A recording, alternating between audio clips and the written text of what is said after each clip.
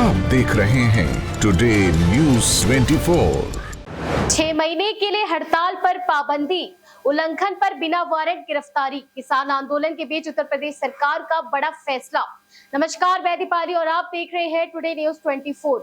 हर खबर आप तक। किसान आंदोलन का आज 5वां दिन है। जिस तरीके से दिल्ली को किसानों द्वारा घेरा जा रहा है, या फिर यूं कहें जिस तरीके से किसान आंदोलन पंजाब हरियाणा से दिल्ली आने की तरफ बढ़ रहा है, उसकी वजह से केंद्र सरकार के लिए और साथ ही साथ आम जनता के लिए मुश्किलें खड़ी हो रही है।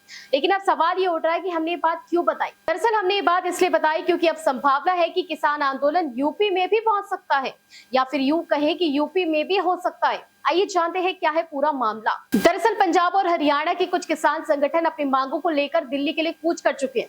इसे देखते हुए उत्तर प्रदेश सरकार, या फिर ये कहे कि योगी सरकार ने एक बड़ा कदम उठाया है। यूपी सरकार ने आदेश जारी किया है कि अगले 6 महीने तक किसी भी तरह के आंदोलन, प्रदर्शन और हड़ताल नहीं किए जा सकेंगे।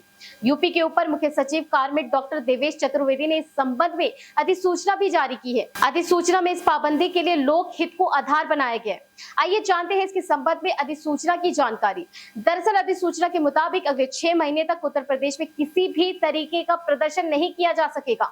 अगर कोई विरोध प्रदर्शन करता है या फिर हड़ताल करते हुए पाया गया तो उसे बिना किसी वारंट के गिरफ्तार किया जाएगा। अधिसूचना में स्पष्ट लिखा है कि यह आदेश सभी सरकारी विभागों, राज्य सरकार के अधीन सभी निगमों और प्राधिकरणों पर लागू किया गया। नोटिफिकेशन में इस बात को स्पष्ट किया गया है कि एस्मा एक्ट का उल्लंघन करने पर किसी भी विभाग के कर्मचारी पर सख्त कार्रवाई की जाएगी। अब ये जो रोक लगाई गई है, ये कोई नई बात नहीं है। इससे पहले भी ये रोक लगाई गई थी। ऐसा इसलिए क्योंकि यूपी सरकार इससे पहले भी इस तरीके की अधिसूचना जारी कर चुकी है। दरअसल 2023 में बिजली विभाग के कर्मचारियों ने हड़ताल कर दी थी। उस दौरान सरकार ने नोटिफिकेशन जारी किया था। सरकार ने एस्मा एक्ट लागू किया, जो कि ऐसी परिस्थिति में लागू किया जाता है, और इसे भी 6 महीने तक लागू किया गया था। एस्मा एक्ट यानी एसेंशियल सर्विसेज मैनेजमेंट एक्ट।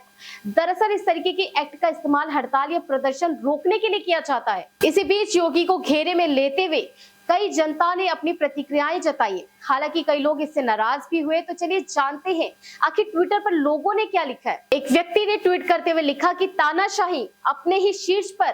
तो किसी ने लिखा कि क्या उत्तर प्रदेश लोकतांत्रिक व्यवस्था में है। तो किसी ने योगी को अनुच्छेद 352 से अवगत कराया है। एक नाराज युवक ने लिखा कि ऐसे नियमों का विरोध होना चाहिए। आपको क्या लगता है कि योगी सरकार द्वारा जिस तरीके से किसानों को यूपी में आंदोलन करने से रोक लगाना सही है या नहीं? मुझे ऐसा लगता है कि हम एक लोकतांत्रिक देश में हैं, जहां पर हर इंसान को अपना पक्ष रखने की इजाजत है।